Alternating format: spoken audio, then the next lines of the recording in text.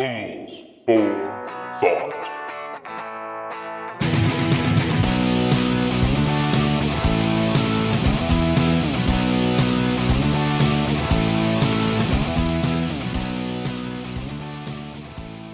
And hello everybody, welcome to the first episode of Fools for Thought, a podcast that tears apart everyday topics in our lives and looks at them with a fresh, moderate approach, with just a touch of sarcasm and humor. So leave your ideologies at the door and put on a silly hat, because everybody is a fool some of the time. Thank you for listening, and I'm certainly excited and humbled that you have taken some time out of your busy schedule to tune into this podcast. Perhaps you're listening in your car on the way to work, or maybe you're just blasting some Fools for Thought for background noise. Whatever the case, thanks for your ear. I promise you will not regret it. So in today's episode, we will take a look at net neutrality, and I will try to explain why you should actually give a damn. We'll also talk about the death of Star Trek legend Leonard Nimoy, and we'll also dive into some more upbeat topics, like the International Space Station, it's watching you, as well as what I personally liked about my Disney World trip I took last February. So along with my partners in crime, Alex and Joe, my name is Steve, and my goal over the next 30 minutes is to not make myself sound so foolish. Guys, how are you doing this evening? Good. How are you, Steve? I'm doing wonderful. Thank you for asking. What's up with you, Alex? I'm doing quite well as well. I didn't get to go to Disneyland, but hey, you know, Not it is. only did I get to go, it was an all-expenses-paid trip. So an all-expenses-paid trip. Well, fancy. Think about that for a minute. Yeah, Does that make the review of it a little bit sweeter? It was oh so sweet. Is this like free beer? Like, you know, you get to try beer, but it's free, and so you get to drink it and enjoy it? Not so much the beer, but the food and the desserts and the chocolate and the Ghirardelli and all that good deliciousness. That was all completely free. Sounds fantastic. I'm sure February was beautiful down there too. You would think so. A couple days during that week, the highs were only in the upper 50s. Ooh. And of course, yours truly did not bring a jacket to the park that day. Well, so. I mean, it's Florida. Why would you bring jackets to Florida? Exactly. I thought I was in Florida, not New England. So you Arizonians, I swear, 50 degrees is cold. Where I come from, it's tropical weather. Well, yeah, from where you hailed earlier, Joe, from Chicago, I think. I would think 50 degrees is t-shirt and shorts weather. Oh, they're begging for it right now. I believe right now it's about 10 degrees in Chicago, so I did not. I generally make it a rule not to live where ice forms on your building in the winter. That's just a sign to me that Mother Nature says no. Not supposed to be here. Well, to be fair, the desert doesn't have a lot of living things. That is the other... We have weeds, Joe. Come on. That's the other... and those weeds grow wonderfully, let me tell you, especially this time of year. In fact, I think Arizona released a fire warning because of all the amount of weeds that are in the area that have dried up now. All right, guys, let's get right into net neutrality. Let's talk about what it is and why you should actually care. So I'm sure that most of you have heard of net neutrality and have probably listened to politicians pontificate endlessly over its merits. So let's talk about it in a little bit more detail here, and I'll give you my little two cents about what I think of net neutrality. So essentially, we have two entities at play within the issue of net neutrality. We have internet service providers and we have internet content providers. So each of us use an internet service provider each time we log on to the internet. And when I say internet service provider, I'm talking about companies like Verizon and Comcast and Time Warner. After we do log on to the internet, we access content, and that content is produced and provided to us by internet content providers. And I'm talking about Netflix and Amazon and CNN and YouTube and even Facebook. So the problem here is internet service providers want to charge internet content providers for essentially fast lane internet access. For example, Netflix might pay Verizon to provide faster service to customers than they do for Netflix's competition. So the Netflix movie streams would stream faster and nicer than streams from the competitors to Netflix. So in other words, content providers paying internet service providers for what amounts to preferential treatment. And this is where net neutrality comes in. So what the government wants to do here is It wants to restrict an internet service provider's ability to effectively charge content providers for that fast lane service. And of course, the FCC or the Federal Communications Commission would administer these regulations. So according to the federal government, they are just keeping internet service fair and on a level playing field for all content providers. And one of the most prominent cases surfaced way back in 2007, believe it or not, when Comcast was actually caught throttling bandwidth of particular file sharing websites online, websites like BitTorrent, for example, which definitely goes against the concept of an open and neutral internet. And a popular argument for net neutrality centers around the idea that, without this legislation, ISPs essentially become the guard dogs of the internet. And this kind of discrimination between content providers would destroy the openness of the internet and create an environment ripe for corporate exploitation. Proponents also argue that net neutrality benefits smaller businesses and who may not rather have the resources to pay ISPs for faster access to their customers over the internet, and may even prevent these small businesses from getting off the ground. But honestly, where my opinion comes in here is I'm a little bit more pessimistic about the concept of net neutrality. It certainly sounds solid. The last thing I want is for the government, though, to get more ingrained in our society than it already is. I mean, essentially, the government wants to use net neutrality to keep things fair, and I could certainly respect that. But I also believe in the free market's ability to manage fairness because, well, the people manage the free market. The fact is, internet has survived for over 20 years without this kind of heavy-handed regulation of internet service providers.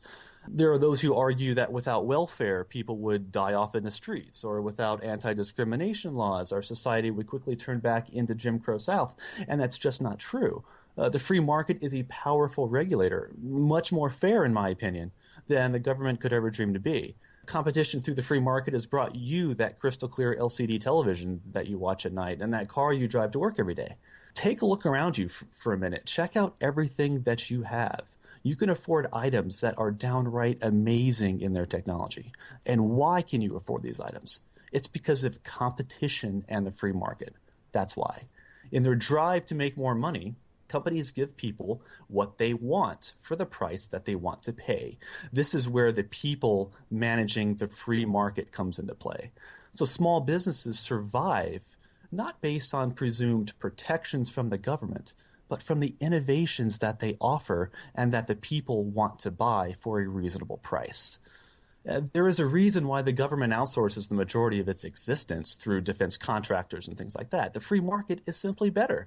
It does things better, cheaper, and faster than the government could ever dream of.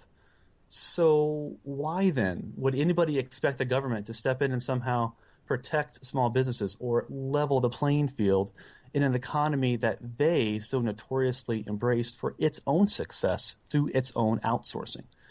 The internet has expanded by leaps and bounds over the past 2 decades. Access to the internet is available all over the world and is within the reach of even the lowest income earner in our country, and that is absolutely wonderful. The internet has completely changed the way we live our lives, and it did so without this heavy-handed regulation of internet service providers. So in my opinion, no, we don't need more regulation. We need to let the free market thrive and competition continue to shape our internet into something even bigger and better than it is today.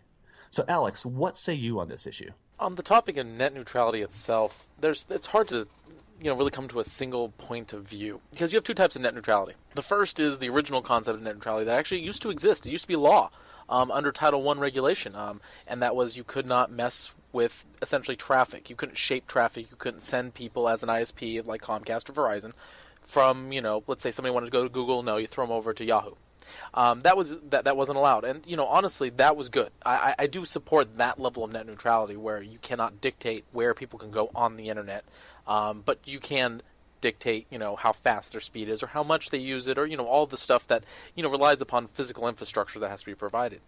When it comes to this Title II regulation, we've been told time and time again, by the FCC chairman Tom Wheeler, that they're going to use it in a very narrow approach. They're not going to levy all the same regulations they throw on the utilities companies, like the telephone, companies. And that's just not going to happen. I mean, they will levy some of these heavier regulations on them because the cable companies and the telephone companies provide the internet.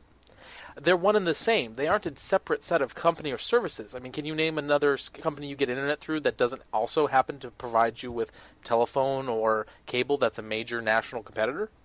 It comes down to the point of, is the internet a public utility? And if it's a utility where you can't live without it, which you can make the argument that the internet is becoming more and more essential in our lives, does it separate itself from telephone and cable?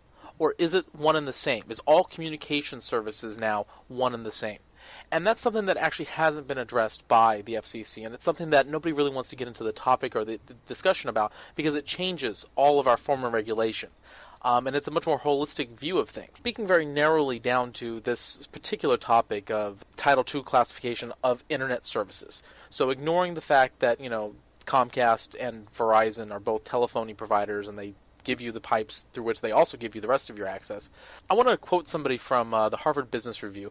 This is Larry Downs. If you know who Larry Downs is, he's spoken and testified in front of Congress a few times on this matter. And his opinion is straight up and word for word, public utility rules are the worst possible regulatory framework for industries characterized by constant technical innovation. End quote. And he says that not based on the fact that regulation's bad in general, but he's stating that you're applying these rules that come from, decades and decades ago to a system that changes year by year, if not month by month. And because of that, it's a bad framework to even start with. Why are you throwing it underneath a current set of rules for companies that you already are, say, abusing it, who also follow these rules already?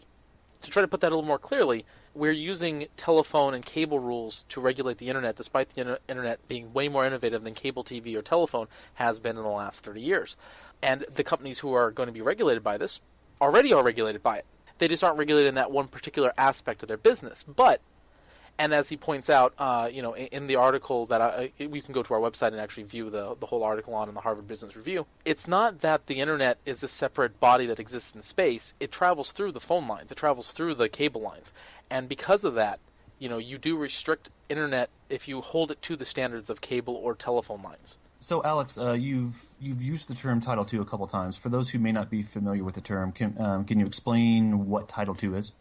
The Title II covers a broad section of it's a regulatory authority under the FCC. When a service or a particular industry is classified under Title I, Title II, it gives it a set of authority rules that have been set forth and reinforced by our Supreme Court that they have a regulatory access to, which means they can actually enforce policy or antitrust or mergers. They can do a lot of actions to shape that particular industry. And Title II, the section that we're looking at very specifically, is called the Common Carrier section of Title II. And in that, the common carrier is such as your cable company, which is a common carrier because they own the cable lines that run from them to your house. The telephone company is a common carrier because they own the telephone wires that run across, the poles that go by your house. And because they own these physical infrastructures, there has to be a way to make sure that there can also be competition. Otherwise, one company can move in and simply take over an entire area, and then they were not allowed to have anybody else compete with them because they own everything, right? Right. Yeah. So the original intent of Title II as a common carrier underneath that proviso was that they are forced to, give away, essentially lease time off of their, or bandwidth, however you want to describe it, off of their network to somebody else for a reasonable fee. And this is how you get a telephone company, like if you remember our old, long-distance lines. You'd pay for local access, and then you'd pay for your long distance. And when you call somebody, you would have AT&T, but maybe they would have something else. Let's say they'd have MCI or Sprint back in the old day. The call, when it went across, would change from carrier to carrier until it got to its destination, and there would be surcharge and fees. Same thing with your electrical grid. The same exact thing happens. As electricity flows from area to area, the different lines and power stations that it goes against, they charge back to the power company, whoever power company that you have that's delivering you the power. So your power company, if you're in a large city, may actually run through 2 or 3 grids that the power company itself does not own to give you power. Now, they're trying to take that concept and apply it to the internet. And it doesn't work that way with the internet because the internet is already predisposed on top of the cable lines and the telephone lines. So without those, you don't really have internet. We don't have a nationwide wireless internet. And even if you did, the towers, much like 3G towers and 4G towers that you see around cell towers, they are owned by somebody. And they're given that spectrum by the FCC Regulatory Committee to operate there. So there still is a method of controlling the physical access point to the internet. There isn't just you just log on the internet. You can't plug your Ethernet cable into a potato and access the internet.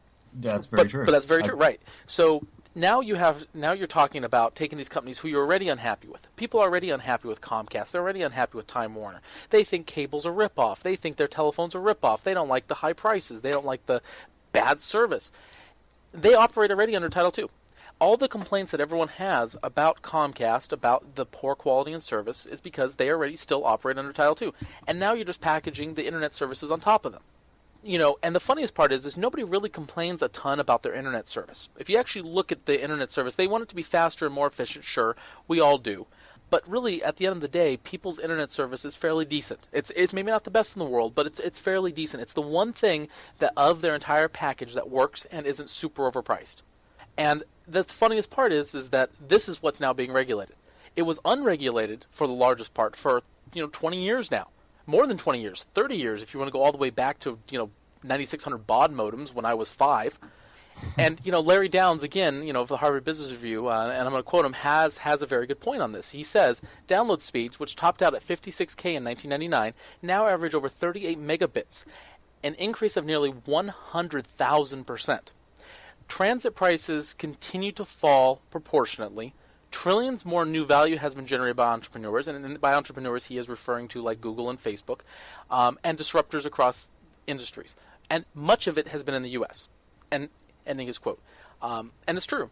There hasn't been any of this Title II regulation, and this is a kind of what will they do? Just in case we're protecting the open internet is what we're being sold. But are we really? And, from Reason Magazine editor Nick Gillespie, I'm going to quote him as well because he has a great quote. He states, "It's worth noting, indeed, it's worth stressing that essentially none of the scenarios have come to pass over the last 20 years, despite the lack of net neutrality legislation. There may have been occasional cases of this or that issue, but they were generally either the result of human error, technological breakdowns, or short-lived policies that customer complaints put an end to." Which is like, for instance, Comcast a few years ago deciding to sandvine, which is a method of packet inspection that they were doing to their BitTorrent users, which is illegal. You cannot do that. You could not do it then. You could not do it now. And even then, they dropped it after the bad press that they got because of how much negative reaction there was in the consumer market. We have to realize is that a lot of these monopolies, and they really are monopolies in the areas that they operate, have come about because of Title II regulation. Because these telephone companies and because these cable companies have allowed to own the infrastructure and have allowed to exist under Title II for the older set of communications, this is both, again, your cable service and your telephone service, now they are in charge of your internet service. And they're still there. They're still the big dogs. Nothing has changed. So if the same rules, which, by the way, Title II under the Common Carrier Clause has not really been modified since 1993, if they're still under this power and they still exert all this force under Title II, why would we push to regulate them to Title II further? That doesn't make any sense. That doesn't make sense in order to regulate the internet as part of the very same industry that we have come to hate because of their monopolies in their areas. There actually is an entity out there called the Electronic Frontier Foundation, which is a nonprofit watchdog group that actually watches all things considered futuristic-ish in the realm of telecommunications and also the internet. Now, they have backed net neutrality from the start, in any form, really, since the original days of when it was under Title I till now, till Title II.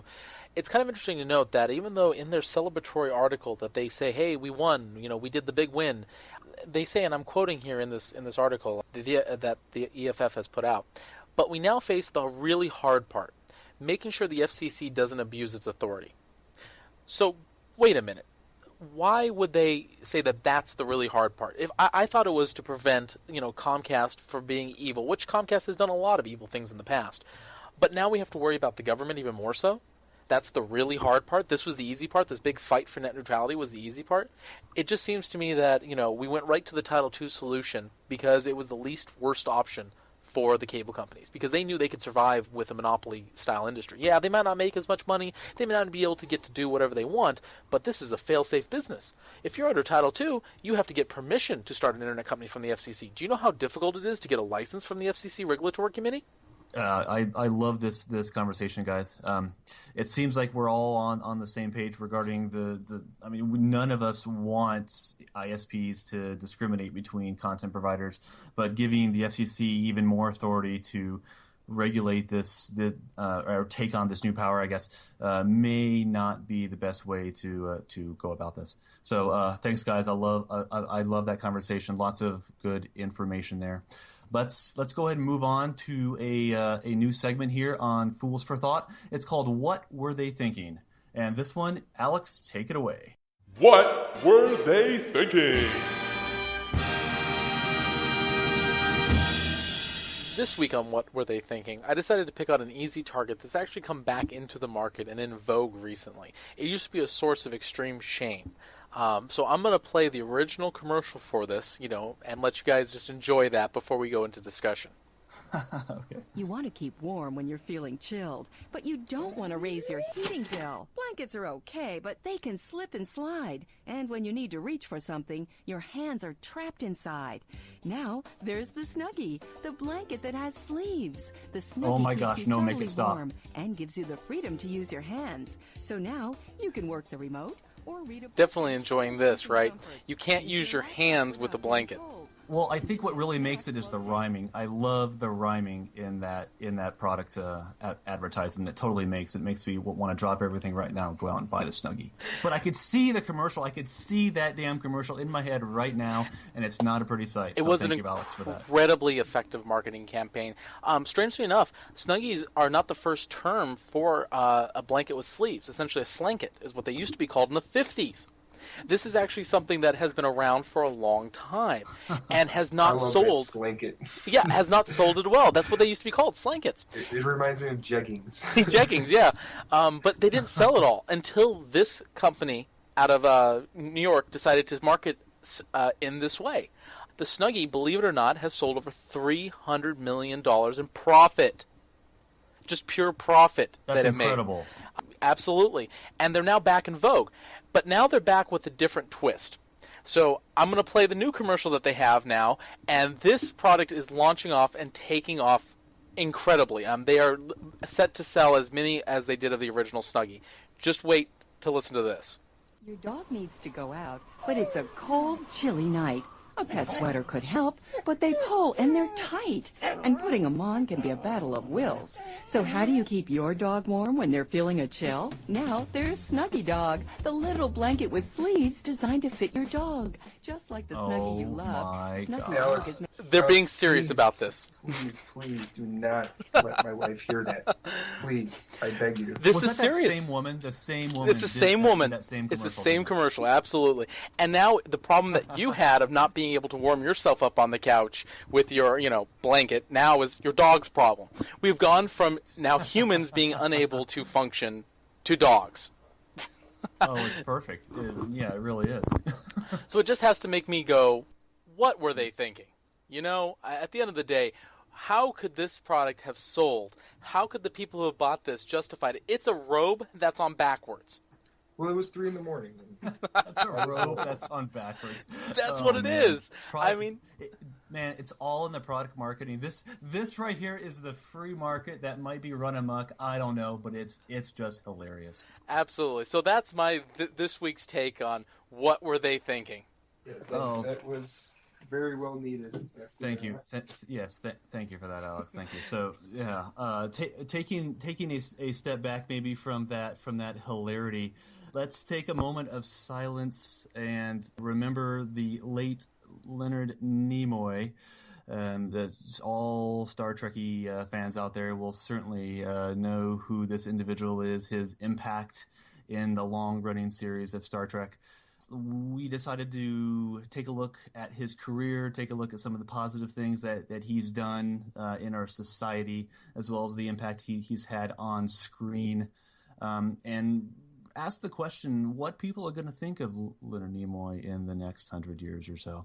Alex, what's your take on this? Well, Steve, I'd like to start this off with a 30-second moment of silence set to the music of Amazing Grace, which was played, of course, for the death of Spock in Star Trek II, and I think it's only fitting that we play that for him in his memory.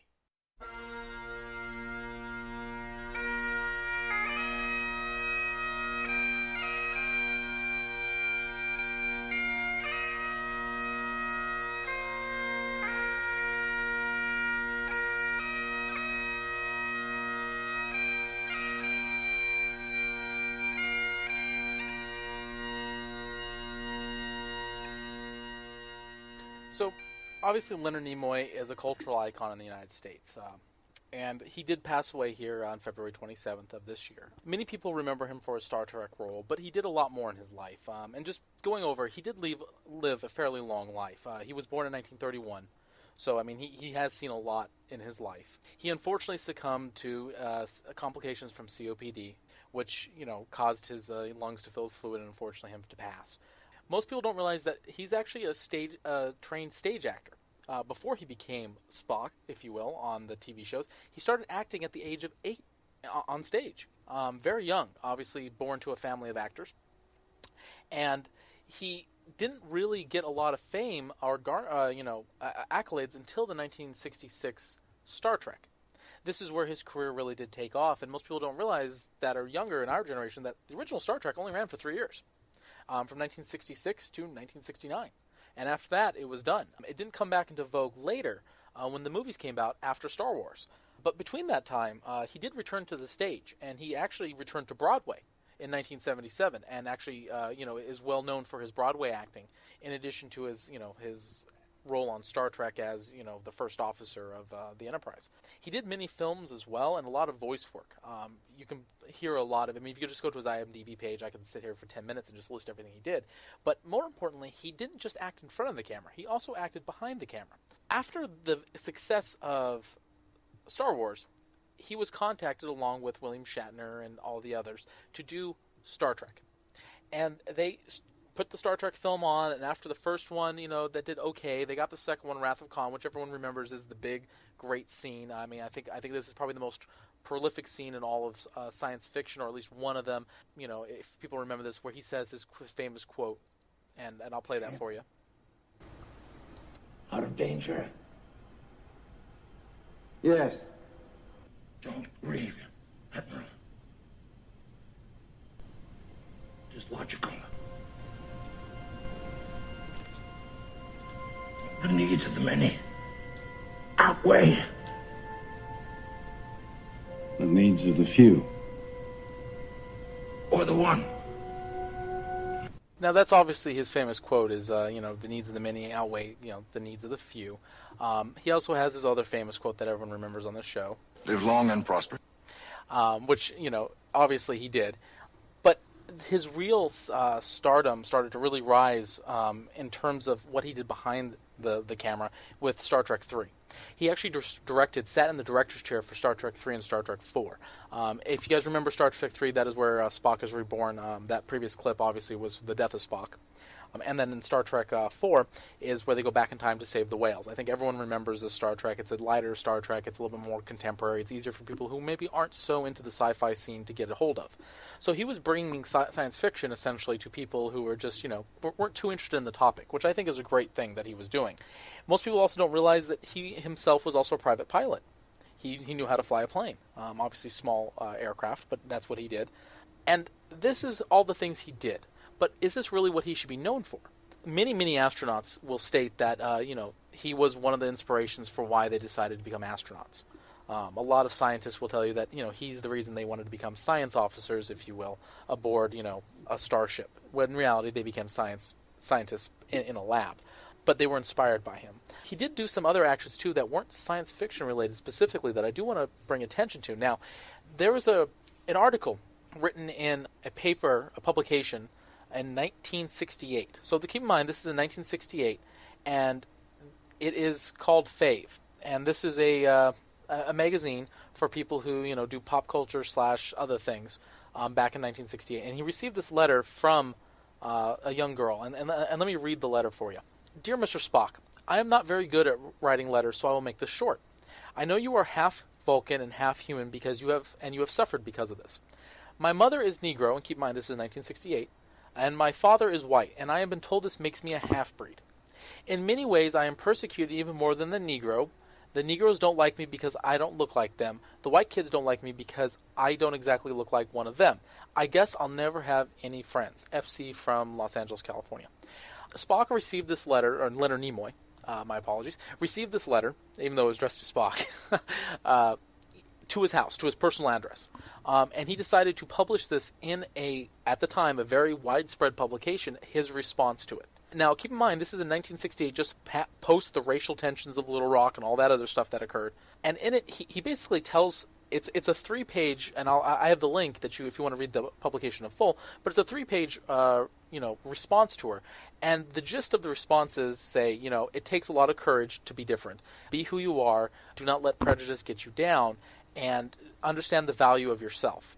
And keep in mind, this is Leonard Nimoy talking to a girl who's experiencing in the heart of racist society, essentially, where she's receiving racism both from the white and the black communities that she no longer feels a part of. And Leonard Nimoy decided, despite the fact that he's, fairly Jewish through and through, he's going to try to respond to this out of the character of Spock, to try to inspire this girl not to be so down on herself. Keep in mind, this is just a letter he received. He did not have to write this 3-page publication and essentially use his stardom to force it into this magazine for her to read and for everyone else to read. Another thing that most people don't realize that Leonard Nimoy did is, after the first season of Star Trek, he personally advocated, essentially pitched a fit, that Nichelle Nichols and Walter Koenig were not receiving equal pay as the rest of the actors. Nichelle Nichols is obviously the first black woman in space, if you want to think of it that way. She's also the first time she shared a kiss, an interracial kiss on TV with William Shatner. And Walter Koenig, of course, is the guy, who does the Wessels, if you remember from Chekhov, the Russian pilot that's on the show. And he did this in 1967, when at a time when if you had suggested this, it could have ended your career. So he's done a lot of things that I think were very forward-looking and inspired a lot of people as a cultural icon.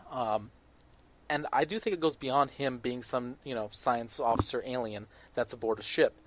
Here's the question that I have is, in 100 years, will we remember Leonard Nimoy? Will we remember Spock? And what will we remember them for? And anything, I do think Spock will outlive Leonard Nimoy, of course, because he's an immortal character that can pass from, person to person as far as representing them. But will we remember Leonard Nimoy for all the good things that he did off-screen? Or will we simply remember him for being Spock? So that's kind of my look back as to, his life and a little bit of, dedication to him for doing what he did and inspiring those who he did inspire, as well as having integrity both on camera and off camera, and being not afraid to step in front of the camera as well as behind it in order to make his dreams come true, which he clearly did. The last clip I have of him, of course, is something that I think is the most telling of his character as an individual, and it is him appearing on a show, the Piers Morgan Show, and with it he brings his oxygenator. Most people realize that he was a smoker, and because of this he contracted COPD, and he's on this show this is back in early February, so this is just weeks before his death, with his essentially oxygenator that he's carrying around, and not afraid to show it on national television. So I'm going to play this clip just to show you how unafraid he was to be who he was. Come in, you bought this machine. What is this machine? This is it's an oxygenator. I don't carry a tank of oxygen. This machine gives me oxygen, it extracts oxygen out of the atmosphere, and I get it up my nose when I need it. I'm still using it sporadically, but a couple of years ago I didn't need it at all. Now, so essentially, he is on the show and he's showing this oxygenator to everybody to let everyone know what it is, and he's telling people that hey, he's becoming to need it more and more, and he explains what it does. Most celebrities try to hide anything that's wrong with them or anything that's perceived wrong with them. So I do feel in this context that does make Spock a bit more realistic, if you will, through Leonard Nimoy, that he has frailty and that you can see it and he's not afraid to let you show it. Or afraid to expose his mistakes. He was a smoker, this is what happened to him. If you smoke like this for the rest of your life, this is what will happen to you. And that's something telling of his character. Yeah, I think you're right, Alex. He was a cultural icon. I understand the power he's had, even though I personally never really got into Star Trek, and I will admit that in front of you guys and in front of all of our listeners. I'm not a Trekkie. I've never seen, I think, 2 episodes of Star Trek or 2 movies. But really, the fact that I haven't seen Star Trek, but yet I understand the power and influence that Leonard Nimoy had, I mean, it really helps to prove the influence that he really had over society, where someone like me, probably the most un-sci-fi person in existence, understands his impact. To me, that's a powerful, powerful statement. And I know that he will certainly be missed by every Star Trek fan. And I could say that I will probably miss him as well. Yeah, definitely. You did a good job on making me realize. Didn't grow up a space nut. I'm slowly making my way into that realm, but that definitely makes me appreciate the type of person he was. That's pretty powerful stuff. Absolutely, and I think this is just from his humble beginnings of when he was growing up. He did grow up in a fairly traditional household where a lot of emphasis was placed on integrity. Strange that you're speaking about becoming a space person, if you will, because I do believe that's what you have for us next in our Focus on the Future segment. Focus on the future. Yeah. So this is a little segment, Focus on the Future. I want to talk about the International Space Station and everything that's going on up there. As many of you may have heard, a couple of astronauts for NASA have completed installing 400 feet of cable and several antennas and communication gear with the Common Communications for Visiting Vehicle System, aka C2V2. And basically what this thing is going to be a hub for any visiting vehicles to the International Space Station. And actually, while researching this, I found out some pretty cool facts about it. So we have been actually walking in space since 1965. This was our 187th spacewalk. So I really like where we're going as far as space exploration goes. Expanding the space station is definitely something that needs to be done. A lot of countries do contribute to the space station, so I think this opens the opportunity for just bigger and better things to come. So, Joe, being that the International Space Station is funded by multiple agencies, I believe Russia is actually one of them. Given our tense political tensions with Russia right now, this is a government-sponsored program, and this is also Russia's government-sponsored program. Do you feel that by having something that's outside the diplomatic chain, outside the normal means of communication that both countries have to depend on, that it perhaps can prevent war or prevent, at least make people more willing to work together, despite the fact that it's actually spending more of our money? Well, sure. I do think that it does bring us closer together as countries. The thing to note about this is Russia was the first country to do a spacewalk, followed by us, I believe it was 3 to 4 months later, and we haven't stopped since. I think this opens doors for good things to come for outer space. I know they're doing a lot of things with Mars right now. There's plans to do things on the moon in order to figure out where the moon came from and everything to rest any argument that may be in the science field. So I do think we're going in a positive direction with this. As far as spending taxpayer money for it, in my honest opinion, we aren't going to be able to be on this planet forever. So I definitely think it's something we do need to start thinking about, and I'm glad we're going in this direction. How about you, Steve? Do you feel the same way with being a government-sponsored program, the International Space Station?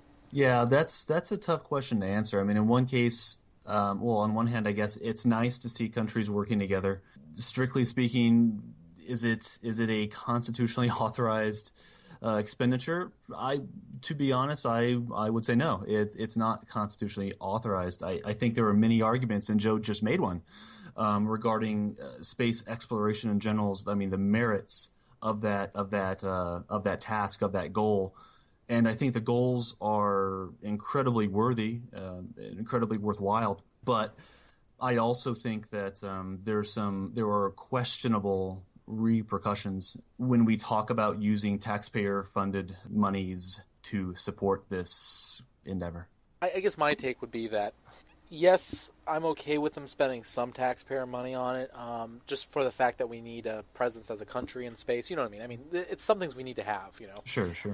But I would like to see more private ventures like SpaceX and stuff, and they are starting to do that. NASA is starting to offload some of their stuff to the That's private very companies true. Yep. to help that innovation scheme. And I do think that cooperation between government and private industry, both working together, is the way to go. And I don't mind spending a little bit of taxpayer money, considering what we spend a lot of our taxpayer money on, for something that actually is beneficial and actually does produce results. No question about it. But it is a kind of unquestionable that NASA does not have the best safety record, and so that a little bit of it, you can't have it all in one pot. You can't have it all in private, I don't think, and you can't have it all in public.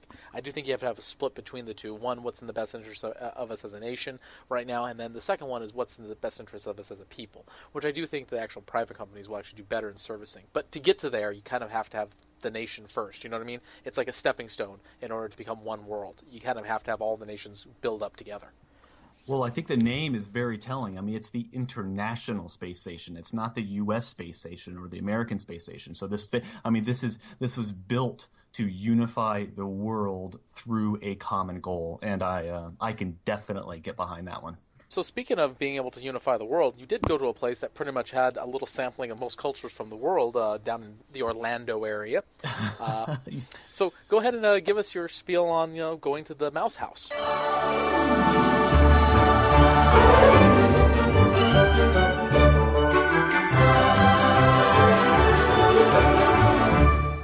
Tools for Thought presents Disney in Review.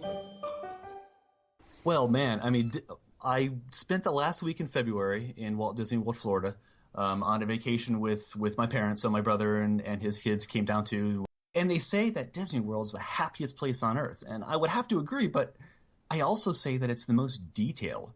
I mean, between Disney's 4 parks, and I'm talking Magic Kingdom, Epcot, Hollywood Studios, and Animal Kingdom, what visitors really get is much more than an amusement park. I mean, no detail is left unchecked. Down to every blade of grass, everything in Disney World is carefully controlled and organized. I mean, let's take Epcot as an example. Epcot is the park known for its eat-around-the-world food experience, but it also contains other attractions. It also features a neat little miniature town built into a gently sloped grassy area with a walking path paved in stone through it.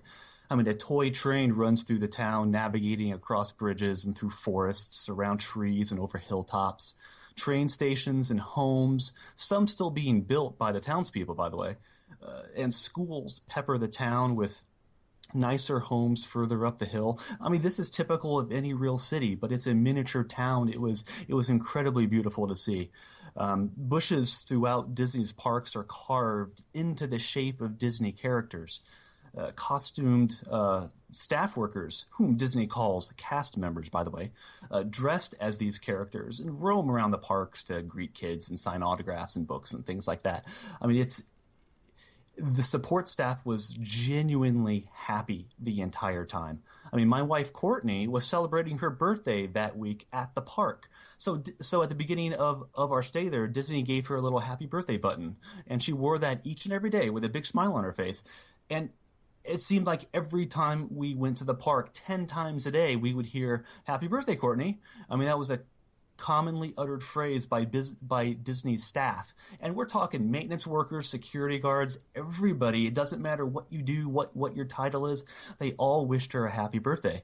I remember sitting on a park bench, in fact, to rest my feet one afternoon, because you do quite a bit of standing and walking. And I witnessed several staff members twirling hula hoops, grinning ear to ear. And I saw another hold one of those bubble guns, and he was laying out blankets of floating bubbles for kids to run through as they entered the park. I mean, Disney staff members seemed to genuinely enjoy their jobs. I heard that the park was built with a single phrase in mind: what would Walt do? And after a week at Disney, I think I have a pretty good idea of what Walt would do. I mean, the fact is, so many of these little details at Disney World are just not required to run the parks. Bushes don't have to be carved in the shape of characters. Man-made lily pads don't have to be carefully positioned into the lakes of Epcot. In fact, guests probably wouldn't notice if even a single flower petal was out of place in the millions of perfectly maintained flower gardens throughout Disney World. But Disney puts in the effort to perfect these details anyway. It's these It's these little things that make Disney World so magical. I mean, Disney went the extra step to make everything so real. And it's really not about the rides, or the thrills, or the excitement. You're paying for the details. You're paying for everything to look real. And really, my favorite, if I had to pick out a favorite park, it would have to be Epcot. Epcot is by far the best adult experience of the 4 parks. The details in each area of Epcot from the different countries and how they are represented are just bloody impeccable. Down to the streets that you walk on, everything was an accurate representation of what each country is known for. Beautiful Asian architecture adorned the buildings in China and Japan, while wonderful local incense filled the air in Morocco. Each area contains one or more gift shops and cafes that offers guests a chance to buy some souvenirs or some tasty treats that are local to that area. I may have indulged in a gelato or two, or maybe a French dessert here and there, but let's not go into that. Back to the attention to detail. Each country is so authentically designed that people from that area staff the gift shops and cafes. So when you order something, those accents you hear are actually real. Disney hires staff members who are from those areas of the world to answer questions and give guests the most authentic experience possible. And let me tell you, this was truly impressive. My words of advice, if you have a Disney World trip planned in the near future, definitely plan ahead. Know the parks, know the rides, know the restaurants, and make reservations as early as you can. And I'm talking months in advance. Some restaurants go quick, especially in the summer when you're going through the heat and humidity of Florida. The indoor restaurants with air conditioning, those will go fast. Definitely make reservations as fast as you can. Know the rides that you want to ride and get fast passes, because that will prevent you from waiting, in some cases, 2 hours or more to ride one of Disney's many rides. And last but not least, be prepared to walk. Be prepared to stand. Now, to Disney's credit, they do offer a wide array of park benches laid out around each park that offers guests some relief from standing.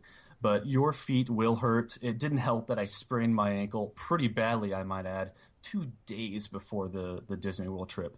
But be that as it may, I lived through it. But wear comfortable shoes and be prepared to be on your feet pretty much all day. But let me tell you something. It is really, really worth it. So you would essentially say that if you're going as an adult, Epcot is the destination you want to focus on in the Walt Disney World experience. Oh, absolutely, especially if you love food. I mean, delicious food from all areas of the country. Epcot is where it's at. They also have a ride, Mission Space, I believe it's called, where you actually experience 2.5 Gs going through this ride. It's a simulation of you hopping yourself into a spaceship and going up to Mars, and it actually spins you around and you experience 2.5 Gs. So certainly don't do that before lunch.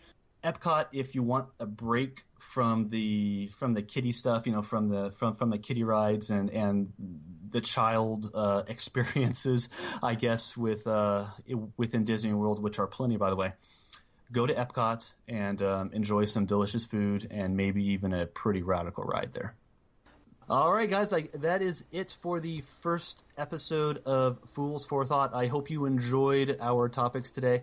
If you have any questions or suggestions for future topics, please let us know on our website, foolsforthought.com.